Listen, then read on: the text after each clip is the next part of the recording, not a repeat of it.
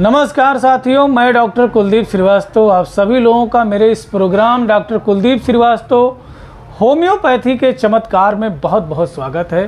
साथियों, आज के दौर में बहुत सारे ऐसे भाई बंधु हैं, युवा वर्ग हैं, नवयुवक हैं, युवतियां हैं, माताएं बहनें हैं, जिनको स्लीपलेसनेस, इंसोम्निया, अनिद्रा, बेचैनी, घबराहट की समस्या होती जा रही है। और आज के दौर में यह सबसे ज़बरदस्त समस्या है, क्योंकि हर परिवार में एक व्यक्ति ऐसा है जो इस अवस्था से, इस बीमारी से गुजर रहा है।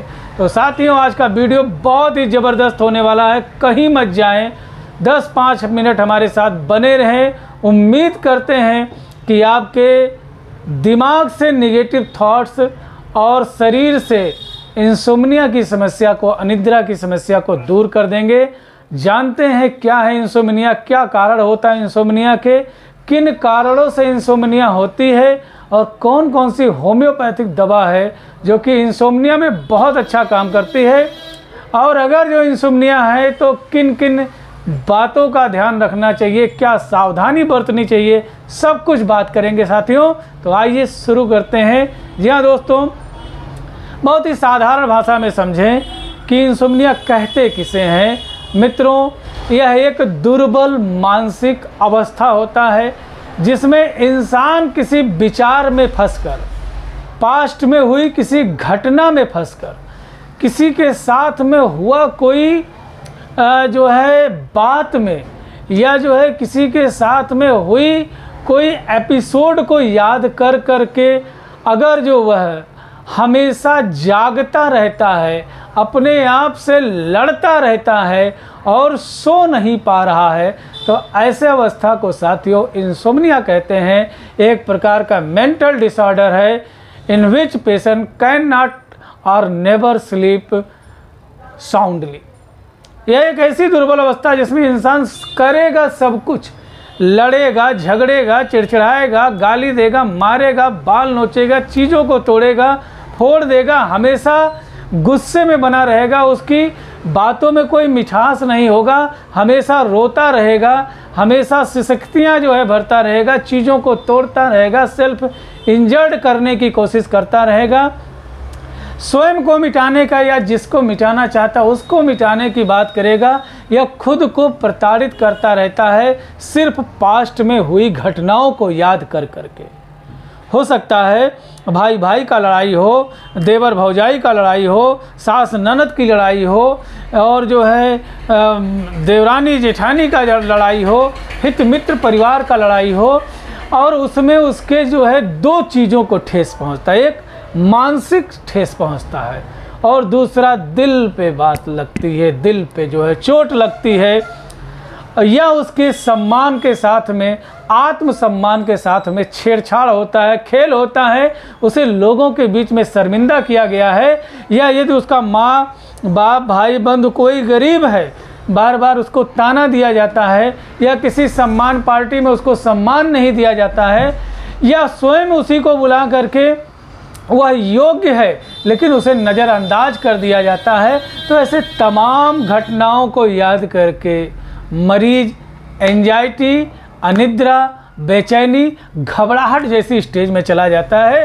साथ ही इन तमाम चीज़ों को, इन तमाम लक्षणों को इंसोम्निया के लक्षण कहते हैं, और ऐसी चीज़ें होती हैं। ये इसके काजेटिव फैक्टर्स हैं, इन्हीं कारणों से जो है इंसोम्निया होता है। अब आइए जानते हैं कि अगर जो किसी को इंसोम्निया हो गया है तो मोस्टली क्या देखने को मिलेगा। जी हाँ दोस्तों, सबसे बड़ी चीज़ देखने को मिलेगी निगेटिविटी, थॉट्स। उसके जो थॉट्स होंगे, विचार होंगे, आइडियाज़ होंगे, सब निगेटिव होगा। और अगर जो कोई दुर्बल हृदय का आदमी या कोई निगेटिव आदमी हो और उसके साथ आधा एक घंटा जो है बैठ करके बात कर ले, तो उसे लगेगा दुनिया सब बेकार है, छोड़ो और इसको ज़िंदगी ख़त्म करो इसी वक्त। निराशा से भरा रहेगा, हर बातों में डिप्रेशन दिखेगा, हर चीज़ में डिप्रेशन दिखेगा, इवन हर चीज़ में कमियां भी दिखेंगी। अगर जो थोड़ी सी बात और जो देखा जाए तो मरीज चतुराई का भी प्रयोग करता है। वह अपने सामने ही अपने घर के लोगों की बुराइयां करेगा, उनके कमियों को गिनाएगा, लेकिन बीच बीच में थोड़ा सा पॉजिटिव बातें भी डाल देगा कि जिससे जो है वो लगे कि हाँ वो इनोसेंट है। तो इस तरीके की अवस्थाएं जो है देखने को मिलती हैं। और क्या देखने को मिलेगा, मरीज इतना दुखी और मानसिक दुर्बल होता है, विचारों से इतना खिन्न छीड़ होगा कि किसी भी चीज़ को तोड़ फोड़ देगा, खुद मिट जाएगा या चीज़ों को मिटा देगा, उससे उसको कोई परिपरवाह नहीं है। आपका अरबों का लाखों की संपत्ति 2 मिनट में वह ख़त्म कर सकता है या ख़त्म होने से उसे कोई परवाह नहीं पड़ेगा। तो ये तमाम चीज़ें मित्रों आईडी के अंतर्गत आती हैं, इंसोम्निया डिसऑर्डर के अंतर्गत आती है, सारी चीज़ें देखने को मिलती हैं। यदि अब किसी के परिवार में कोई ऐसा इंसान है जो कि इन समस्याओं से ग्रसित है, तो प्लीज़ आप हमारे बातों को ध्यान से सुने और सोचें। मैं दवा भी बताऊंगा कि कौन कौन सी दवाइयाँ ज़बरदस्त हैं। साथियों, एक राजकुमार जो कि सारी शिक्षा दीक्षा ले करके अपनी पत्नी को ले करके महल में प्रवेश करते हैं, माँ बुलाती है, वह जो है सहृदय माँ के पास जाते, प्रणाम करते, बोलते माता क्या बात है, किन कारणों से मुझे बुलाया। माता ने कहा कि आज से बहुत साल पहले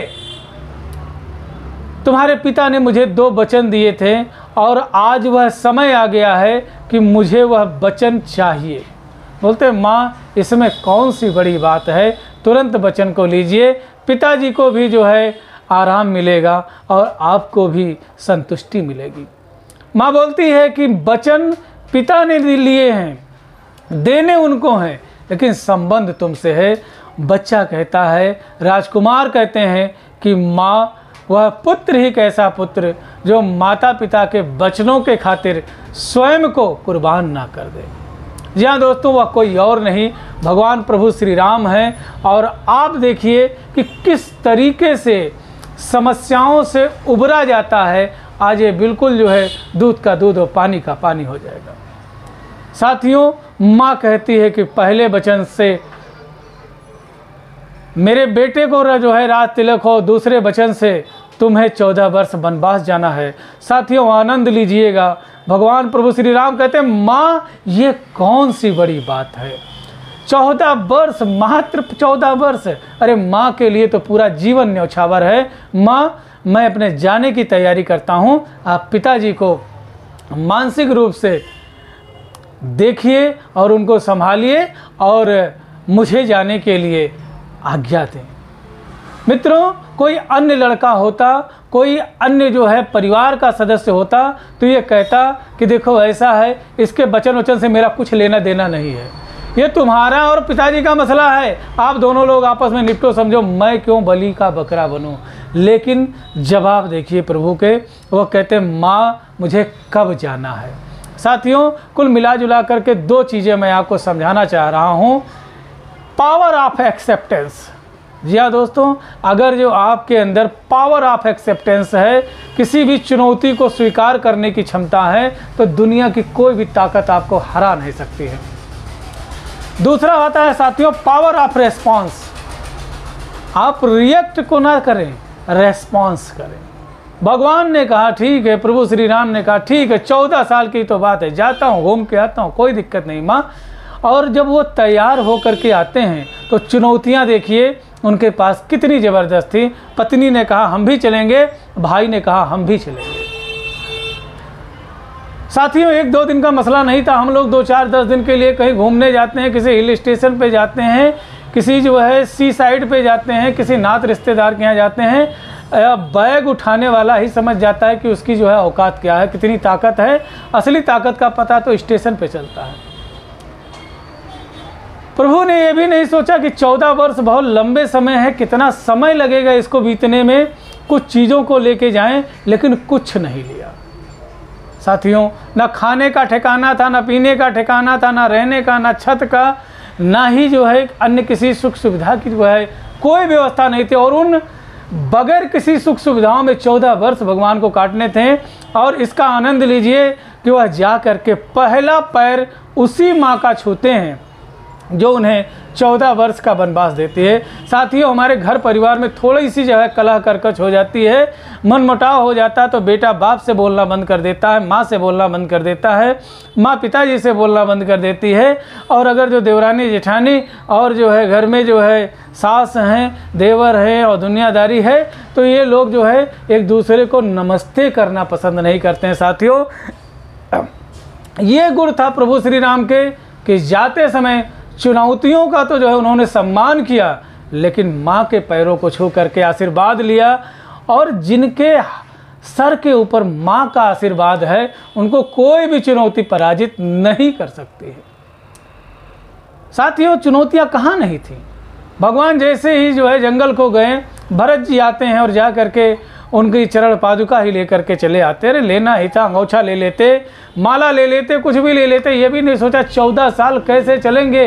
अब चुनौतियाँ ये आ गई कि जो पैर मखमल और कालीन पे चल रहे थे, फूलों पे चल रहे थे, अब आज वो पैदल चल रहे हैं, कांटों पे चल रहे हैं। साथियों, चुनौतियाँ कहाँ नहीं थी। आज के डेट में हमारे परिवार के किसी भी सदस्य को कोई एक बार देख ले, हम चाहते हैं कि उसकी आंखें निकाल लेंगे, मार सकते हैं, मरने मारने पे तो जो है आतुर हो जाते हैं। माता सीता का हरण जब हुआ तो प्रभु श्री राम ने जो है संधि समझौता भेजा कि अभी भी समय है रावण, तू आकर के अपनी गलती का एहसास कर, माफ़ी मांग ले, तुझे छोड़ दिया जाएगा। और ये देखिए, चुनौतियाँ कहाँ नहीं थी। रावण से लड़ने जाना था, कोई मामूली इंसान रावण नहीं था। सारे शास्त्र, सारे वेद, सारी शस्त्र विद्याएं, सारी जो है चीज़ों में पारंगत था। 9 ग्रह बताते हैं लोग उनके घर में जो है कुओं में टांगे हुए थे। शनिदेव जी को उल्टा जो है टांग रखा था कुएं में। कहता था जो है स्वर्ग पे सीढ़ियां बनाऊंगा। जिसके यहाँ जो है इतने बड़े बड़े परम योद्धा थे, इंद्रजीत जैसे योद्धा थे, उनसे लड़ना था। लेकिन समर्पण देखिए, पावर ऑफ एक्सेप्टेंस देखिए एंड पावर ऑफ रिस्पांस देखिए। जो मिला उसी से संगत किया, उसी से दोस्ती की, छोटे छोटे नर बंदरों को जोड़ करके सेना बनाई और एक ऐसा पुल बना दिया जो कि सदियों तक अमर रहेगा। इतिहास में उसका नाम जो है जोड़ा जाएगा, जो कि तैरने वाला पुल था। गए, लड़े, वापस आ गए, विजय प्राप्त किया। कब 14 साल बीत गए कुछ नहीं पता चला, लेकिन इस 14 साल में कितनी चुनौतियों का सामना किया। इसीलिए मैंने कहा कि जब गए थे तो राजकुमार राम थे, और जब इन सारे चुनौतियों को, इन सारे पावर ऑफ एक्सेप्टेंस को, पावर ऑफ रेस्पॉन्स को जब उन्होंने देखा और उनको समझा, तो उन्हें सिर्फ एक ही चीज़ नज़र आई मित्रों, लिस्ट ऑफ गोल्स। यदि आपका लिस्ट ऑफ गोल्स क्लियर है, कहाँ जाना है, तो आपको कोई नहीं हरा सकता है। मित्रों, जब गए थे तो राजकुमार राम थे और इतने लोगों को संहार करके, लोगों को सुख शांति समृद्धि में डाल करके, नियमतः लोगों का मदद करते हुए, विश्व का कल्याण करते हुए जब वापस लौटे, तो प्रभु श्री राम के नाम से जाने गए। ये था राम का चरित्र। और इतनी समस्याओं से एक इंसान अगर जो अकेला सक्षम है उबरने के लिए, तो आपकी अंशोमनिया, आपकी अनिद्रा, बेचैनी, घबराहट क्यों नहीं ठीक होगी। आपके भाई हैं, बंधु हैं, माताएं हैं, बहनें हैं, सिर्फ मन में एक गंदगी बसी हुई है कि ये हमको नहीं चाहते, हमको प्यार नहीं करते हैं, और वह मलाल जो है आपके मन से नहीं निकल पाता है। साथियों, राम जी के चरित्र में कुछ चीज़ें बहुत ही अच्छी थी। पावर ऑफ इग्नोरेंस, चीज़ों को इग्नोर कर देना, माफ़ी देना, जी हाँ दोस्तों, माफ़ कर देना, ये चीज़ें जो है देखने को मिली। भगवान ने बुराइयों को कभी भी ध्यान नहीं रखा, उनको इग्नोर किया। लेकिन जब बात जस्टिस की आई, तो मित्रों उन्होंने जो है धर्म युद्ध में, उन्होंने रण में, उन्होंने प्रतिपल सिर्फ एक ही चीज़ ध्यान दिया कि सत्य कभी हारने ना पाए। जी हाँ दोस्तों, जो परम महाबलशाली था, एक चिराग जलाने वाला भी नहीं बचा। आज भी बहुत सारे लोग ना जाने के इस घमंड में जो है भरे हुए हैं, उनके अंदर झुकने की क्षमता नहीं है। उनके अंदर लड़ने की क्षमता नहीं है, वह अपने आप को परम बलशाली समझ रहे हैं, जबकि ना जाने कितनी बड़ी बड़ी कश्तियाँ, कितनी बड़ी बड़ी हस्तियाँ डूब गई। अगर जो रह गया तो लोगों का नाम रह गया, उनका काम रह गया। उसी नाम काम के अमर होने से लोग आज भी अमर हैं। बहुत सारे ऐसे लोग हैं जो टेम्पल रन के गेम की तरह दौड़ते जा रहे, दौड़ते जा रहे, दौड़ते जा रहे, कहाँ जाना है, किस जगह जाना है, किस मंजिल पे पहुँचना है, उन्हें मालूम ही नहीं है। और फिर कहते हैं कि होम्योपैथी देर से काम करती है, या होम्योपैथी शराब पीने वाले जो है या तंबाकू खाने वाले, नशा करने वाले लोगों पे काम नहीं करती है। नहीं साथियों, मैं आपसे एक बात बता दूं कि अभी तक ताला आप जो है हथौड़े से या पत्थर से तोड़ने की कोशिश कर रहे थे, लेकिन बगल में एक छोटी सी लोहे की चाबी है, उसको उठाइए, ताले में डालिए, आसानी से वह ताला से चाबी निवेदन करेगी और ताला खुल जाएगा।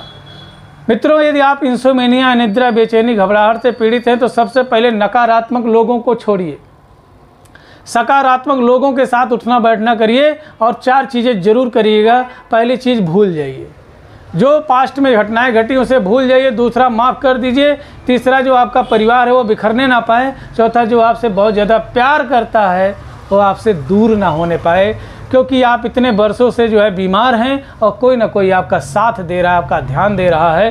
तो आपका फर्ज बनता है साथियों, मेरे द्वारा बताई गई दवाओं का प्रयोग सिर्फ और सिर्फ अपने किसी नज़दीकी रजिस्टर्ड होम्योपैथिक चिकित्सक के परामर्श एवं दिशा निर्देश में करें। जी हाँ दोस्तों, यदि आप हमारे फेसबुक के जो है फ्रेंड हैं तो प्लीज़ जो है हमें फॉलो कर लीजिए, इंस्टाग्राम के जो है फ्रेंड हैं फॉलो कर लीजिए। यदि हमारे आप यूट्यूब के जो है दर्शक हैं तो प्लीज़ जो है हमारे चैनल को सब्सक्राइब करें। बगल में एक छोटा सा बेल आइकन का बटन है, उसे दबा दीजिए। मैं ऐसे ही नॉलेजेबल वीडियो बनाता हूँ, ये वीडियो का नोटिफिकेशन सबसे पहले आपके श्री चरणों तक पहुँच सके, इसलिए आप हमारे चैनल को सब्सक्राइब करें, हमें फॉलो करें। तो जी हाँ दोस्तों, कैसी भी अनिद्रा, बेचैनी, घबराहट, इंसोम्निया की समस्या आपको हो रही है तो इसमें विचारों का ही डिस्टर्बेंस होता है। विचारों के डिस्टर्बेंस के लिए सबसे ज़बरदस्त मेडिसिन है इग्नेशिया। जी हाँ दोस्तों, इग्नेशिया का प्रयोग अगर जो करते हैं तो आपकी इंसोम्निया पूर्ण रूप से ठीक हो जाएगी। यदि आपको कहीं सम्मान में, आत्मसम्मान में ठेस लगा है और वह घटना बार बार आ रही, किसी भी तरीके का आत्मसम्मान, स्वाभिमान, तो ऐसे मरीजों के लिए नेट्रम म्यूर बहुत अच्छा है। और अगर जो आप बरसों से कोई नशे की गोली खा रहे थे, आपने 0.5 mg से शुरू किया, अब जो है बहुत सारा mg हो गया, लेकिन कोई mg काम नहीं कर रहा है, तो ऐसे पेशेंट के लिए मित्रों एवेना सेटाइवा और जो है कोका पैसिफ्लोरा नक्सबोमिका ज़बरदस्त काम करती है। इन दवाइयों का प्रयोग अपने किसी नज़दीकी रजिस्टर्ड लोगों के, रजिस्टर्ड होम्योपैथिक चिकित्सक के परामर्श एवं दिशा निर्देश में करें। साथियों, नकारात्मक लोगों से दूर रहें, स्वस्थ रहें, मस्त रहें। ज़िंदगी कुछ समय, कुछ पल के लिए मिली है, इसका रिचार्ज कितना लंबा है ना हमें मालूम है ना आपको मालूम है। बीता हुआ कल खराब था क्योंकि लोग अच्छे नहीं थे, आज का कल खराब हो रहा है क्योंकि आपका दिमाग नहीं काम कर रहा है कि मुझे ज़िंदगी में खुशियों को प्राप्त करना है कि खुशियों का त्याग करना है। जय हिंद, जय भारत, जय होम्योपैथी। नमस्कार।